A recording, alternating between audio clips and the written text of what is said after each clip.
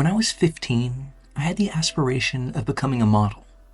I'm of Southeast Asian descent, 4 feet 10 inches tall, and I had crooked teeth, so looking back, I wonder why I thought it was such a good idea. Either way, my mom always believed in me and would help me put together a portfolio. She also paid for all my agency fees, which isn't cheap.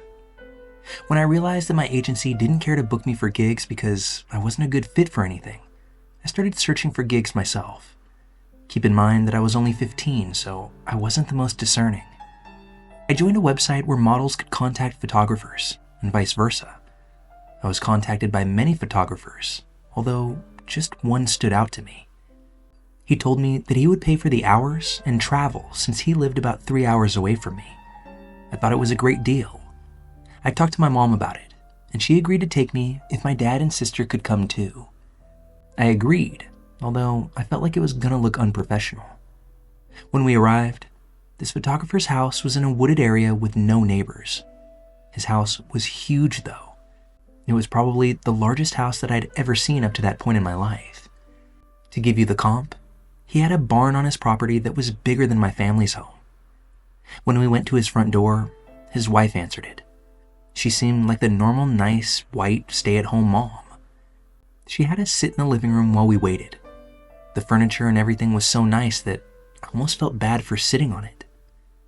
Her husband comes out, and to be honest, I forget what he looks like, because they were both such normal-looking people to me. His wife was folding laundry, and once again it all seemed so normal. I noticed she was folding children's clothes, but they didn't have any kids around. I also don't remember her mentioning anything about having kids. That's when the husband took us into his office, and we filled out all the paperwork. He had tax forms and all this other stuff that seemed legit, so I felt less afraid about getting slaughtered in Wisconsin with my whole family. The weird thing was that he asked what my stage name would be. Why the f would I need a stage name? Once the paperwork was done, he took us to his barn to look at the studio. It was gigantic, and once again, looked the part. He had clothing racks full of costumes, bright lights, computers, and so much more out there. It was actually pretty overwhelming. So when I started, he told me I could change since I had brought my own clothes. I was super nervous since the only experience I had in modeling was having my aunt take pictures of me in the backyard. Then the photographer says to my family, "Kids are usually nervous if their family is watching them. Are you guys fine with stepping out for a bit?" They all agreed. My dad said to me in our home language to scream if anything happened because they'll be right outside. I figured I'd be fine, until the photographer casually says to me, "Can you pull your sleeve down over your shoulder? It's okay if your nipple shows. I can Photoshop that out." I then got the heebie-jeebies. After 5 minutes, I asked him if it would be alright if I took a break. He agreed, and asked if I wanted to see the pictures that he had taken. They looked super fucking mid. My aunt was 17, and took way better pictures than him. He asked if I wanted to take some more, and I told him I'd have to talk to my parents first. So that's when I made my way outside, and told my mom discreetly that I didn't want to do this anymore. She was behind me 100%, and immediately came up with some lie on the spot about how we needed to go because the drive home would take so long. Once we were back in the car, it was silent. I think my parents knew. My little sister told me that when she tried to go back in the barn to check on me, the door was locked. I would later find out that the website he was running was actually a CP site, and you had to pay to unlock the photos. It was this whole scandal. There were kids on his website with swimming suits on and looking like adults on his homepage. All the girls had stage names. Now it made sense to me as to why he and his wife came off as too perfect, and why they lived in a big house. They were profiting off of young girls' dreams. I'm just grateful that my parents loved me enough to not push me into that shit, because I know most of those little girls didn't want to do that stuff. Oh, and the kicker? The dude never paid for time and travel. Even though this took place years ago, I think he still has my birth certificate, because when I left in such a rush, I left it in his office. If I'm being brutally honest here, I hope that after I left, he got arrested or died somehow. Because now I'm afraid to take professional photos subconsciously, and I never want to be in the spotlight again. Being that this is a complete 180 from how I felt when I first walked into that barn, I think I'm right to blame this creep for that. Hey guys, if you're into the content that we create, we've got a Patreon where you can support the show and get early access to new episodes before everyone else. Just head on over to patreon.com/Malevolent Mischief or check the link in the description and join our community today.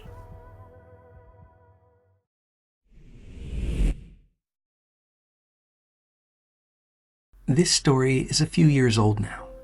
I, a 42-year-old male, live just outside of Portland, Oregon, and I love going out on my own to have a beer and play some pinball.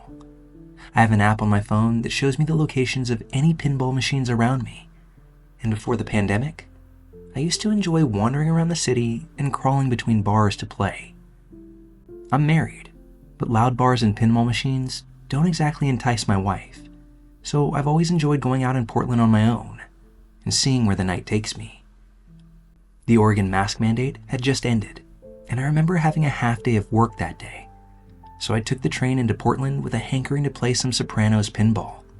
It's always been one of my favorite machines, partially because it's clever and full of innuendo, but also because I'm pretty okay at it, meaning I can get enough free plays to pass a couple of hours on just a few dollars. So I arrive at the first bar where I normally play, and I buy a beer and hit the head before feeding a couple of dollars into the machine to get started. It's immediately obvious to me that the machine is in need of maintenance, so much so that using my remaining credits would have just been a waste of time. I hadn't been out in such a long while, so I was determined to have a good time. So I pounded my beer, opened my pinball app to see if there was any other good machine nearby. I was surprised to see another bar within walking distance that also featured The Sopranos. I had never been to this particular spot, so I headed out immediately and double-timed it over. Now, what should have been an 8 to 10 minute walk took nearly 20 minutes. Due to a large area being closed due to road construction, this forced me to go pretty far out of my way to get to the next bar. The sun was setting, and there was also a huge group of blackbirds or sparrows or something flying around over my head. There were so many that I actually jogged a bit in order to avoid the bird poop that I could hear splattering in the road nearby. The second bar was totally worth the walk, and it turned out to be a really fun spot. I've actually been back several times. The Sopranos machine there worked great, and there was a guy feeding money into the jukebox and doing a wonderful job at curating everyone's playlist. I ordered a second beer and asked the bartender where the bathroom was, only to find out that they had closed it due to a plumbing emergency. I had already broken the seal, so I thanked the bartender, paid my tab, and checked the pinball app again to see what else I can find nearby. I was doubly surprised when I found that another nearby bar, one that I thought was permanently closed, was back in business, and they also had a Sopranos machine. Thankfully, this bar was a lot closer to the second bar than the second was to the first, and I made pretty good time getting there. The third bar, absolutely packed, and has a great energy about it. I use the restroom and head back to the bar to grab a beer before walking through the crowd to the isolated small arcade that's in a room adjacent to the bar. I was ecstatic to find myself in a completely empty room containing a nearly mint-condition Sopranos machine. I'm a ball and one beer into my first game when a younger guy in his 20s or maybe early 30s walks in and asks if I want to play doubles on the next one. I agree because I hadn't had the chance to play against someone in a long time. I honestly don't remember this kid's name, but I introduced myself and he started talking to me about how he was from New York and felt like everyone spends too much time on their cell phones. The world is going to hell rant. I'm sure you know the one. He seemed depressed and in need of some direction or guidance, which I wasn't going to judge him for, because I'm pretty sure that I was the same when I was his age. I tried to engage him and brought up some examples from history where technology shook things up, but ultimately improved things on a global scale after some time. I asked him what brought him to Portland, and that's when the conversation took a turn. He became evasive and made some comments about Portland being just as bad as New York. My hackles went up a bit, and I grabbed a drink of my beer and started playing again to distract myself from the odd energy he was giving off. That's when he really freaked me out, by casually letting me know that he had been following me from the first bar that I went to that night. At first, I didn't even really register what he was saying, until he talked about how crazy it was when those birds were flying over our heads, even though he was pursuing me without my knowledge. He also described getting into an altercation with the bartenders at the second bar, which was just as crazy because both the bartenders had been really polite and apologetic about the bathrooms being out of order. The location of the pinball machine in that bar gave me a good view of the entire bar itself, so I would have seen any such altercation if it had happened while I was in there. So what he was describing must have happened moments after I left. He's still talking as I'm playing at this point, going on like we were already close friends, even though at this point, I'm just making sure I have all my stuff on me so that I can leave as soon as my ball drains. I grab my jacket the moment the ball drops, give the guy a quick firm pat on the shoulder, and walk back to the bar and crowd as quickly as possible, before triple timing it back to the train station and taking as many turns as I could along the way. I made it to the train without any further incident, but that encounter has sat oddly with me ever since.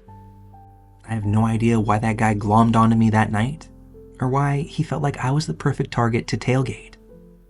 At best, it was benign and the guy was just socially awkward. At worst, well, I don't even really want to go down that road.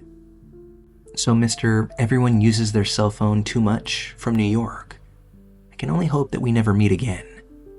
And on another note, stay away from my Sopranos pinball.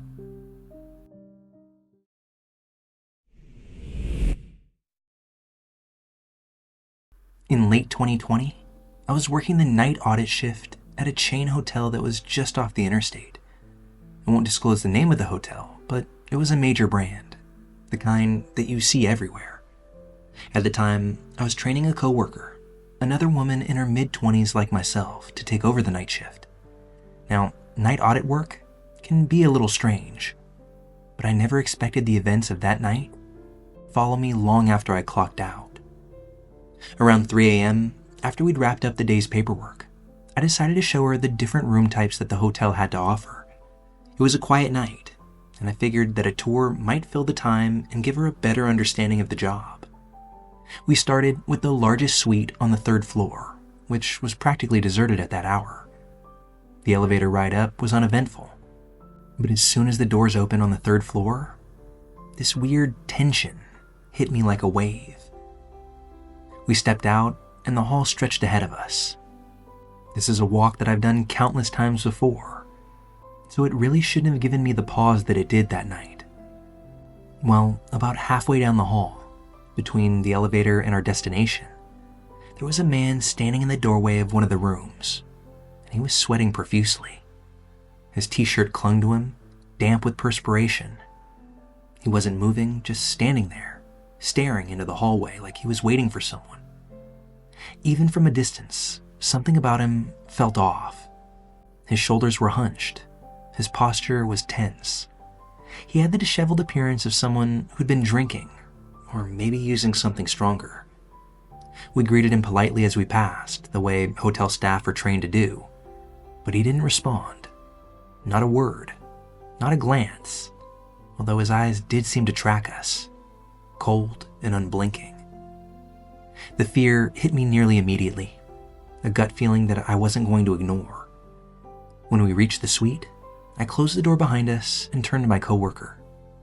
"Hey, that guy's giving me a weird vibe. I don't think we should walk past him again to get back to the elevator. Let's take the stairs instead." She nodded, clearly feeling the same unease. When we left the suite and stepped into the hallway again, my heart just about jumped into my throat. The man wasn't in his doorway anymore. Instead, he was standing in the middle of the hall, facing us. He wasn't doing anything per se, just standing there, watching. My instincts screamed at me to run. I leaned over and whispered to my coworker, "Hey, when we get to the stairs, take your shoes off. We're gonna run down and into the parking lot, okay?" She nodded, her eyes now wide with fear. We slipped off our shoes at the top of the stairwell, and as soon as the door closed behind us, we bolted.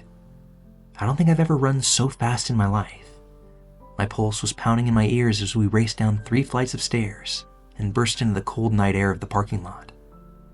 We didn't stop running until we were back inside the hotel, safely behind the locked door of the office. Only then did we allow ourselves to breathe. My coworker and I immediately pulled up the security camera feeds just to see what happened after we left the 3rd floor. What I saw on that screen made my skin crawl. He had followed us. As soon as we'd entered the stairwell, he started down the hall after us, his movements deliberate and calculating. He stopped near the door that led to the parking lot, his head swiveling as he was obviously looking for us. He didn't seem drunk anymore. He seemed predatory. Shaking, we pulled up the reservation tied to his room number. His name was forgettable, something so generic that it might as well have been John Smith. I jotted it down and made a mental note to tell my manager first thing in the morning. Whoever he was, I was going to recommend that we add him to the do not rent list. Something about him just didn't sit well with me. Almost a year later exactly, in late 2021, I was scrolling Facebook one morning when I came across a post from a local news station. It was actually the headline that caught my eye. The shopping cart killer identified. Anthony Robinson linked to multiple murders. Those words made me freeze. And there he was, his mugshot staring back at me from the screen. My stomach turned as I read the article. Anthony Robinson had been arrested for the murders of 2 women in Harrisburg, Virginia. Police had connected him to at least 2 more victims in Northern Virginia, all women he had met online. He had earned his grim nickname because he used shopping carts to transport the bodies of his victims, leaving them in remote locations. He was known to frequent hotels and motels, luring women to meet him before brutally ending their lives. The realization hit me like a freight train. The man who had followed us down the stairs that night, the man who had made my skin crawl, that was Anthony Robinson. He hadn't just been a creepy hotel guest. He was a known serial killer. The details of Robinson's crimes were absolutely horrifying. He targeted women who were vulnerable or unsuspecting, often using dating apps to arrange meetings. Once he got his victims alone, he would kill them and dispose of their bodies, abandoning them like trash. The thought that my coworker and I had crossed paths with him, or had been followed by him, was almost too much to process. I replayed that night in my head, imagining what could have happened if we hadn't trusted our instincts, if we hadn't run, if we hadn't locked ourselves in the office. Robinson's victims weren't as lucky. Their lives were cut short by a man who seemed, at first glance, ordinary. And that's one of the most chilling parts. After seeing the news, I couldn't shake the thought of what might have happened if we made a different choice that night. I was grateful we had each other, that there was a safe space to retreat to. But I couldn't stop thinking about the women that hadn't been so fortunate. Even now, a couple years removed, the memory of that night still makes me shiver. I've worked in hotels since then, but I've never felt completely at ease during a night shift. How could I? Once you've looked into the eyes of a predator and walked away, that's something that you never quite forget.